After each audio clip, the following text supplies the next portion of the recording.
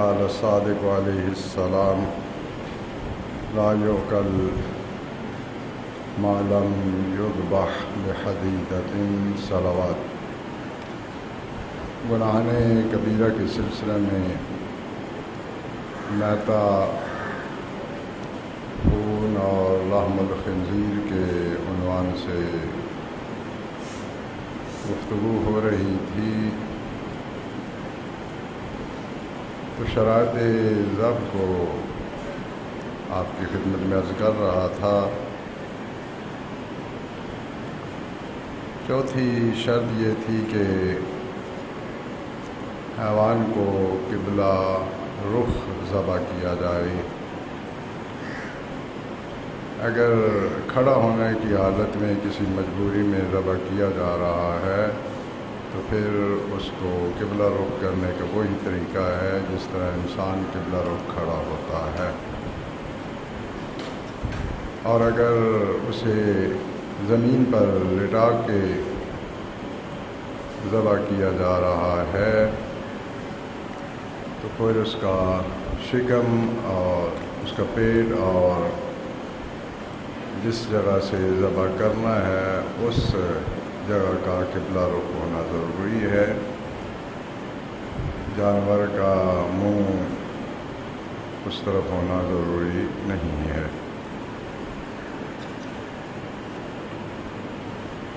بابے کا قبلہ رخ ہونا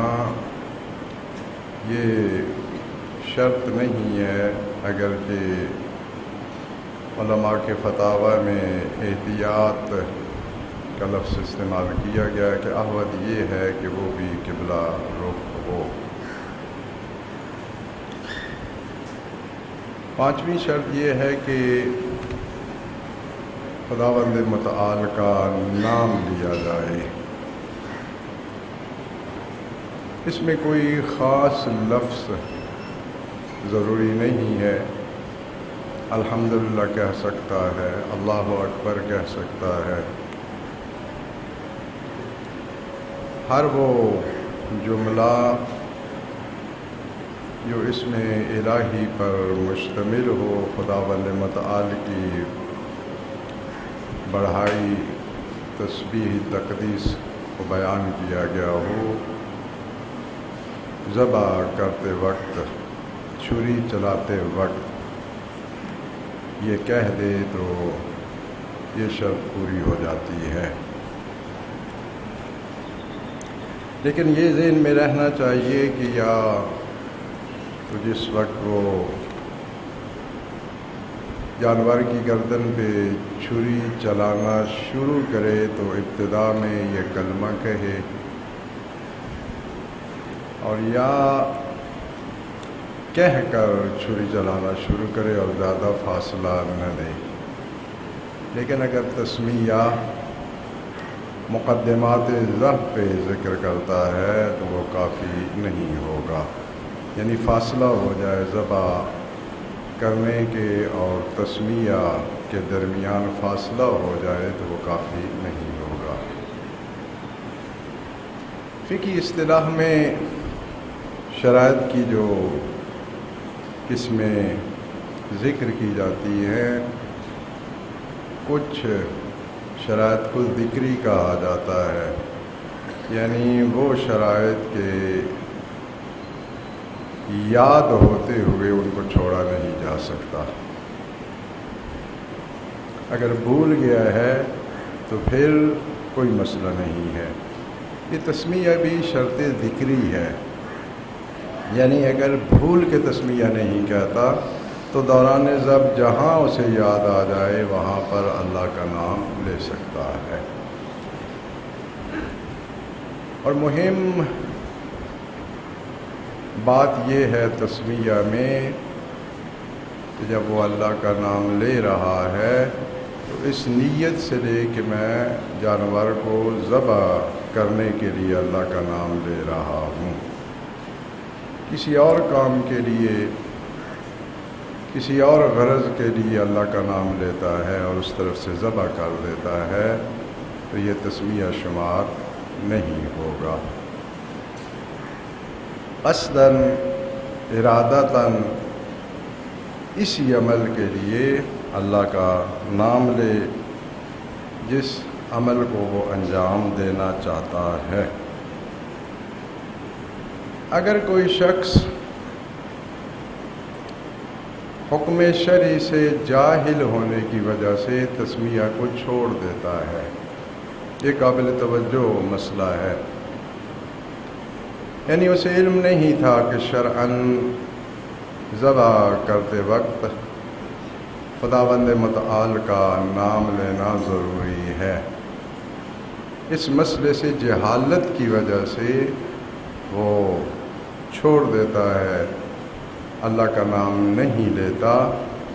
تو پھر وہ ذبیحہ شمار نہیں ہوگا بلکہ وہ مردار شمار ہوگا جو اس نے ذبح کیا ہے۔ ملاک تسمیہ میں خداوند متعال کا ذکر کرنا ہے، اس کے نام کا تذکرہ کرنا ہے، بسم اللہ کہہ سکتا ہے، اللہ اکبر کہہ سکتا ہے، الحمدللہ کہہ سکتا ہے، لا الہ الا اللہ کہہ سکتا ہے۔ کوئی خاص الفاظ اس کام کے لیے شریعت میں وارد نہیں ہوئے ہیں۔ چھٹی شرط ہے قطع الاعضاء الاربعہ یا الاعضاء الاربعہ، 4 عضووں کا کاٹنا، سانس والی نالی اور غذا والی نالی، اور غذا والی نالی کے دونوں طرف ایک ایک رگ ہوتی ہے، اس کو کاٹنا ضروری ہے۔ وہ رگیں کاٹی جائیں، صرف انہیں زخمی کیا جائے تو یہ کافی نہیں ہے، ان رگوں کو کاٹنا ہوتا ہے۔ مری عربی میں اس نالی کو کہتے ہیں جس کے نالی کے ذریعے سے منہ سے غذا معدے تک پہنچتی ہے، اس کو کاٹا جائے، اور حلقوم کو کاٹا جائے، اور یہ سانس کی نالی ہوتی ہے جس کے ذریعے سے پھیپھڑوں تک آکسیجن پہنچتی ہے، اور 2 رگیں ہوتی ہیں جو اس غذا والی نالی کے دونوں طرف ایک ایک رگ ہوتی ہے اور اس کے ساتھ لگی ہوتی ہے، نزدیک ہوتی ہے بالکل۔ ان 4 رگوں کو کاٹنا ضروری ہے، صرف ان کو زخمی کر دینا کافی نہیں ہے۔ لیکن 2-3 چیزیں ذبح کرتے وقت اعضاء اربعہ یا اعضاء اربعہ کو کاٹتے وقت مد نظر رکھنی چاہیے۔ سب سے پہلی بات یہ ہے کہ جب وہ ان رگوں کو کاٹ رہا ہو تو جانور اس وقت حیات رکھتا ہو، زندہ ہو تو کاٹی جائیں، یعنی ان کے کاٹنے سے اس کا زندگی کا سلسلہ ختم ہو۔ یہ نہیں ہے کہ جانور پہلے سے ہی اس کی زندگی جو ہے وہ موجود نہیں ہے تو کاٹ دی جائیں، تو اس صورت میں مؤثر نہیں ہوگا۔ اگر یہ کرتا ہے کہ بعض رگوں کو کاٹ دیتا ہے اور بعض رگیں ابھی کاٹنا باقی تھی اور جانور کو چھوڑ دیتا ہے، پھر کچھ دیر بعد جو 1 یا 2 رگیں رہتی تھیں ان اعضاء اربعہ میں سے یا اعضاء اربعہ میں سے ان کو کاٹتا ہے اور جانور جو ہے وہ اس طرح مر جاتا ہے، تو یہ ذبیحہ شمار نہیں ہوگا، مردار ہو جائے گا۔ یعنی ان اعضاء اربعہ یا اعضاء اربعہ کو پے در پے کاٹنا ہے اور ملا کر کاٹنا ہے۔ 1 رگ یا 2 رگ یا 3 رگیں کاٹنے کے بعد چوتھی کے لیے زیادہ دیر کر دے، زیادہ وقت ان کے درمیان میں حائل ہو جائے، تو پھر اس کا چوتھی رگ کو یا 2 رگوں کو کاٹنا مؤثر نہیں ہوگا۔ ہاں البتہ بیچ میں لمحہ بھر وقفہ آ جاتا ہے تو اس سے کوئی فرق نہیں پڑتا، لیکن زیادہ وقفہ نہیں دینا چاہیے۔ ساتویں چیز جو شرط ہے وہ یہ ہے کہ ذبح کرنے کے بعد جانور سے جو معمولاً خون نکلتا ہے اتنا خون اس کے جسم سے خارج ہو۔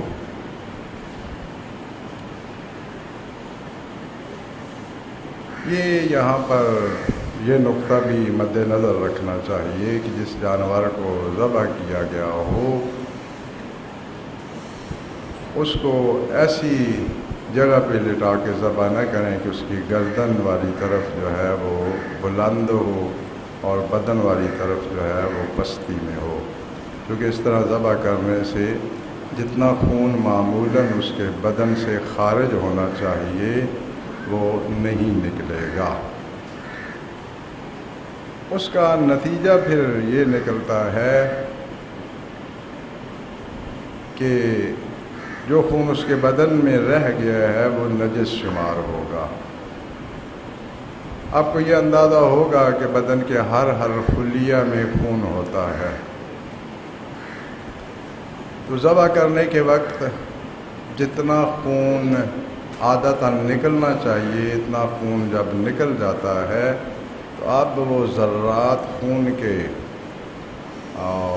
گوشت میں جو پھنسے ہوتے ہیں یا جو خون معمولی طور پہ باقی ہوتا ہے وہ خون پاک ہوتا ہے، وہ جو باہر نکل گیا ہے وہ نجس، جتنا رہ گیا ہے آپ اس کا تجربہ کر لینا، کلیجی لیں اس کی رگوں میں پانی ڈالتے جائیں وہ خون باہر نکل جائے گا تو وہ بالکل پھیکے سے رنگ کی رہ جائے گی، جبکہ جب اس میں خون ہوتا ہے تو اس کا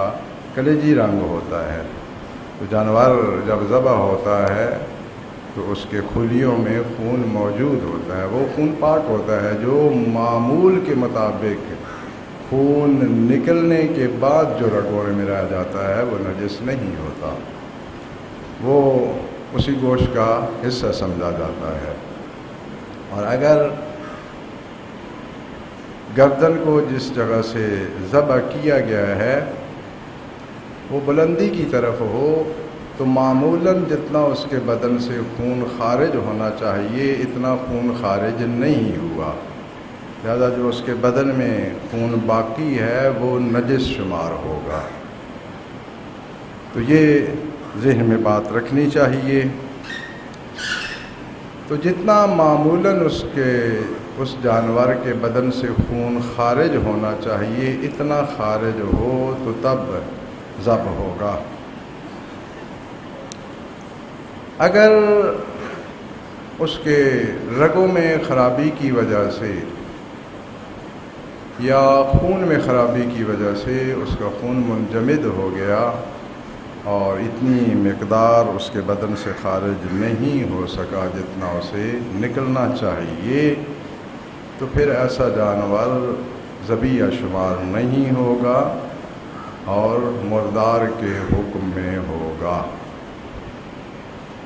لہذا معمول کے مطابق اس کا خون نکلنا چاہیے۔ ہاں اگر جس جانور کو ذبح کیا ہے کسی بیماری کی وجہ سے، کمزوری کی وجہ سے اس کے خون میں کمی تھی تو ظاہر ہے جب بدن میں خون ہی کم تھا تو اب نکلے گا بھی کم ہی، تو ایسی صورت میں جب جانور کے بدن میں خون کی کمی تھی ایسی صورت میں خون کا کم نکلنا یہ مضر نہیں ہے کیونکہ اس کے بدن میں خون تھا ہی کم۔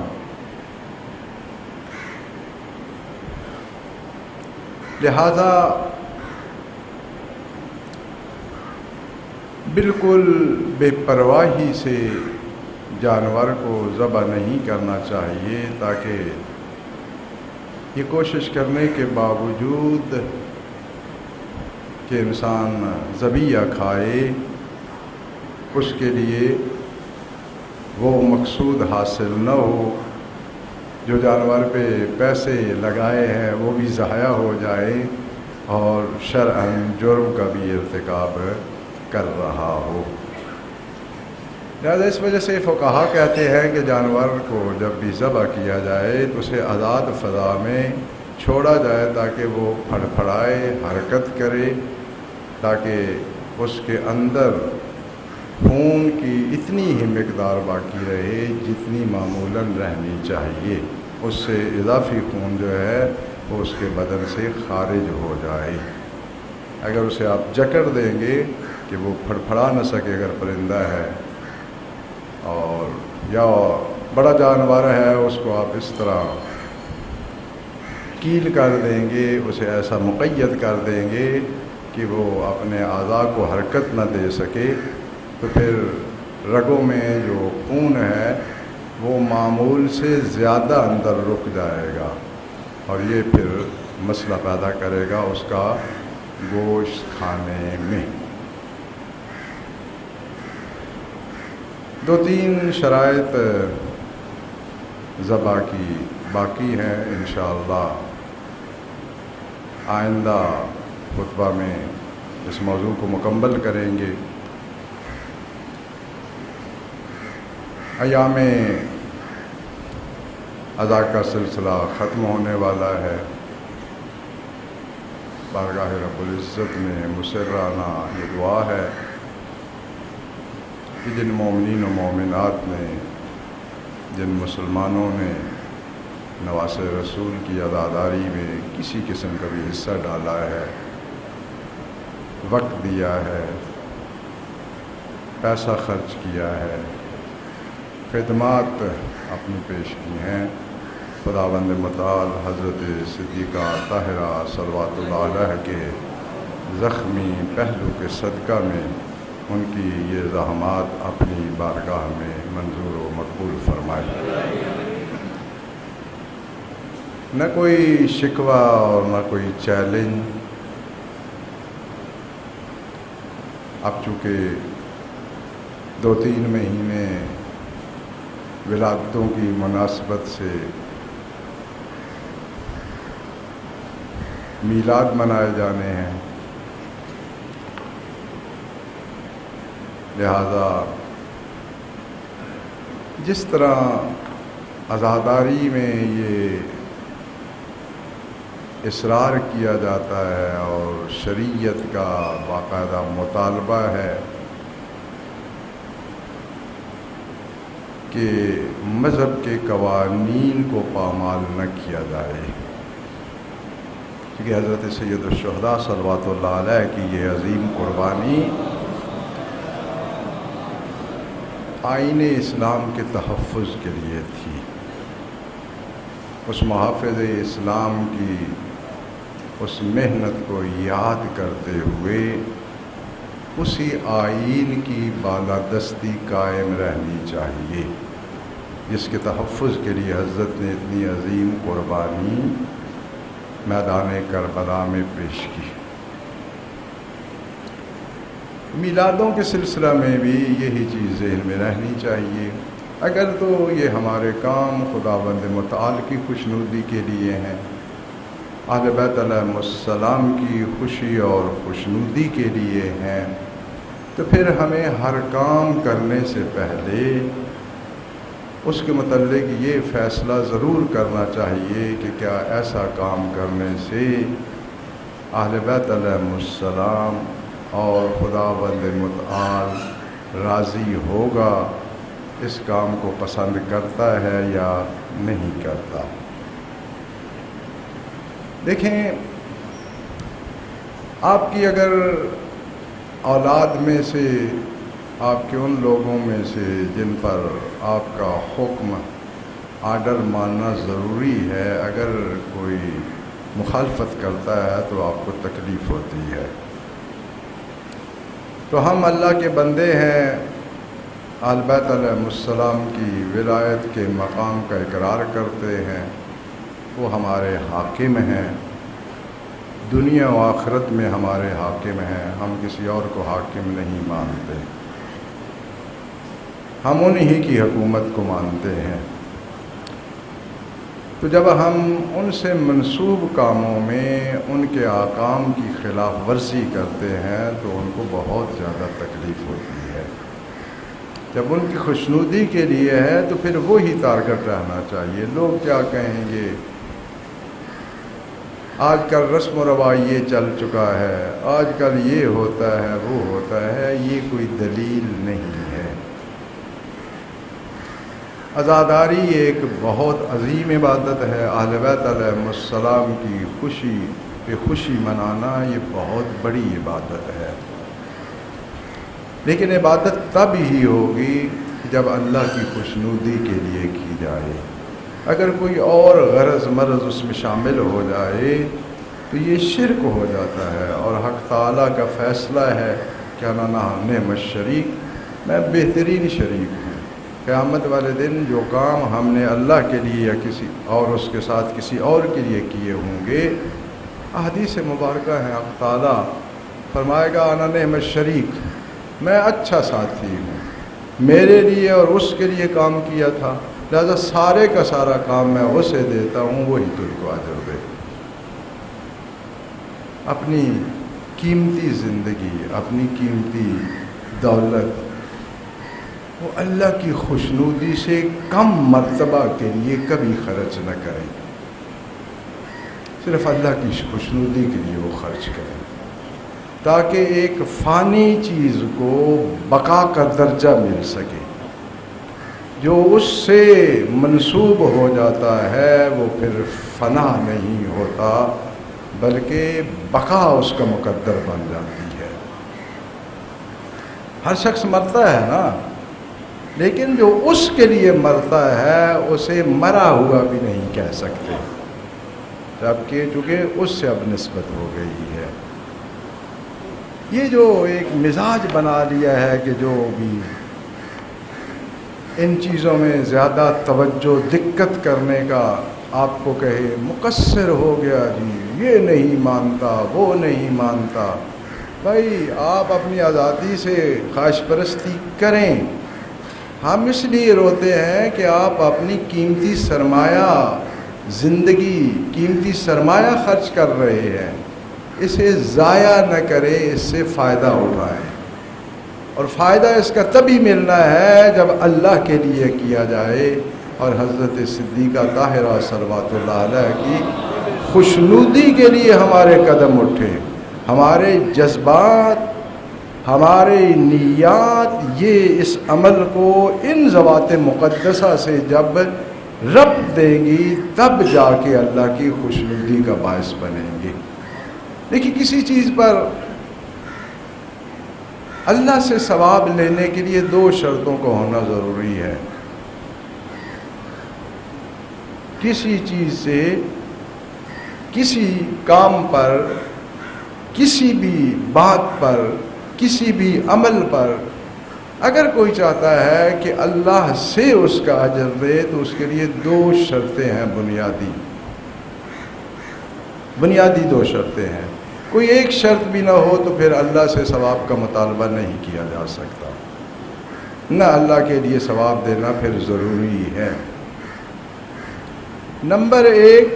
کہ وہ جو کام کر رہا ہے وہ نیکی ہو، اچھائی ہو۔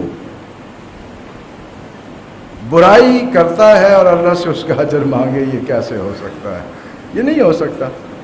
یہ تو ہر شخص جو ہے اس کو درک کر سکتا ہے۔ کسی کی جیب کاٹے، کسی کی جیب سے 2-4 لاکھ روپیہ نکال لے، کسی کے اکاؤنٹ سے جو ہے 2-4 کروڑ روپیہ نکال لے، اور پھر اللہ سے جا کے مطالبہ کرے کہ میں نے تو بڑی محنت سے یہ پیسے چرائے ہیں، یہ مطالبہ ہی بے سود ہے، لغو ہے۔ بس جس کام پہ اللہ سے کوئی اجر چاہتا ہے وہ اچھائی اور نیکی ہونی چاہیے۔ نمبر 2 کہ اللہ کے لیے کرے۔ ایک شخص جو ہے وہ اپنا گھر بنا رہا ہے، سارا دن وہاں اینٹوں کی مزدوری کرتا ہے، سارا دن تھکنے کے بعد شام کو ہمسائے کا دروازہ کھٹکھٹا کر میں سارا دن اینٹیں اٹھاتا رہا ہوں، لہٰذا ایک دن کی مزدوری مجھے دے دیں۔ کر سکتا ہے مطالبہ؟ وہ کہے بھائی صاحب میرا کام کیا ہے، کام اپنا کرتے رہے ہو اور پیسے مجھ سے مطالبہ کر رہے ہو۔ مٹھائی کی دکان پہ جائیں، آپ نے دیکھا کہ مٹھائی بڑی اچھی ہے، تبرک دینا ہے، چلو جی مٹھائی لے جاتے ہیں، وہاں سے 5-10 کلو آپ ڈبے میں ڈالیں اور وہ کہے کہ بھائی صاحب اس کی قیمت، کہیں جی میں نے نیکی پہ خرچ کرنا ہے، میں نے خود کھانی تھوڑی ہے، میں تو اللہ کے بندوں کو کھلانی ہے۔ آج قرآن کریم کا ختم کروایا، ختم ویسے جملہ مجھے تو کوئی اچھا نہیں لگتا، کہتے ہیں ختم قرآن ہی ہے، قرآن کو کیسے ختم کیا جا سکتا ہے؟ بہرحال کہ قرآن کریم کی تلاوت کروائی ہے، اب ان قارئین کو آپ کی مٹھائی کھلانی ہے، وہ کہے گا بھائی اس سے میرا کیا، آپ نے پڑھوایا ہے نا، تو پھر آپ کھلانا چاہتے ہیں، آپ پیسے جو ہیں دیں۔ تو جب تک کوئی کام اللہ سے منسوب نہیں کیا جائے گا اس وقت تک اللہ سے مطالبہ بھی نہیں کیا جا سکتا۔ لہذا نیکی کریں اور اللہ سے منسوب کریں کہ میں اللہ کی خوشنودی کے لیے، اللہ کے تقرب کے لیے، اللہ کو راضی کرنے کے لیے یہ کام کر رہا ہوں، پھر یہ کام اس کی صلاحیت پیدا کر جائے گا کہ اس کی بارگاہ سے اجر کی توقع رکھی جائے۔ چونکہ اور بھی شرائط ہیں، صرف یہ شرط تو نہیں ہے، اور بھی ہیں جن شرائط کے معیار پہ وہ حدیث قدسی کا ایک بڑا عجیب جملہ ہے، چونکہ یہاں یا ایھا الذین آمنوا یا ایھا الناس اس قسم کے الفاظ ہیں قرآن کریم میں، اور احادیث قدسیہ میں یا ابن آدم، اے آدم کے بیٹے، وہاں یہ یا ایھا الناس اور یا ایھا الذین آمنوا یہ کلمات نہیں ہوتے، وہاں ہوتا ہے یا ابن آدم، او آدم کے بیٹے۔ تو وہاں ایک جملہ حدیث قدسی میں بڑا عجیب وارد ہوا ہے، آپ بھی اگر ذہنوں میں بٹھا لیں گے تو بہت سی آپ کی ہمتیں ختم ہو جائیں گی، بہت سی دلیریاں آپ کا ساتھ چھوڑ دیں گی۔ جملہ ہے یہ کہ اے ابن آدم اپنے اعمال کو اچھی طرح ٹٹول لو، جانچ پڑتال کر لو، اس لیے کہ ان اعمال کو لینے والا خبیر و بصیر ہے، وہ بڑی دقت سے اطلاع بھی رکھتا ہے اور جانتا بھی ہے۔ انسان کے بہت سے اعمال جسے ہم اس دنیا میں نیکیاں سمجھ رہے ہیں، جب اس کی عدالت میں پیش ہوگے تو وہاں پیش ہونے سے پہلے ہی ان کا وجود ختم ہو جائے گا، اس لیے کہ خبیر اور بصیر، ناقد بصیر جو ہے وہ اس کا خریدار ہے۔ عمل جو اس معیار پہ تل جائے اور اس کی بارگاہ میں وہ عمل وہ نیکی شمار ہو جائے تو پھر اس کی بڑی قیمت ہے، اس لیے کہ وہ جب قیمت ادا کرتا ہے اپنی بزرگی کو دیکھ کے کرتا ہے، عمل کی اس چھوٹے یا بڑے ہونے کو نہیں دیکھتا۔ لہذا مہربانی فرما کے مودت اہل بیت اور محبت اہل بیت فرض الہی ہے، اللہ کی طرف سے یہ فریضہ ہے، کوئی کسی کا احسان نہیں ہے ان پہ، لیکن مودت اور محبت اہل بیت کو خدا را اللہ کے گناہوں کا ذریعہ نہ بنائیں، یہ انتہائی غلط استعمال ہے۔ چونکہ ہم ان سے مودت رکھتے ہیں لہذا ہم یہ بھی کر سکتے ہیں، نہیں، کسی کو یہ پرمٹ نہیں دیا گیا ہے کہ محبت اہل بیت علیہ السلام کا لاسنس دکھائے اور اللہ کے احکام کی مخالفتیں شروع کر دے، نہ اس سے اللہ خوش ہوتا ہے نہ اہل بیت علیہ السلام خوش ہوتے ہیں۔ لہذا خدا را اپنے اعمال کو جانچ پڑتال کے ساتھ انجام دیں تاکہ قیامت والے دن یہ اعمال آپ کے کام آ سکیں۔ اگر اعمال کسی کے غارت بھی ہو جائے، لغو بھی ہو جائے، مجھے اس سے کیا نقصان ہوگا، میری آپ سے کیا دشمنی ہے؟ میرا صرف فریضہ یہ ہے کہ آپ کو توجہ دلاؤں کہ کہیں شیطان کے جال میں نہ پھنس جائیں، عظیم نیکیوں کو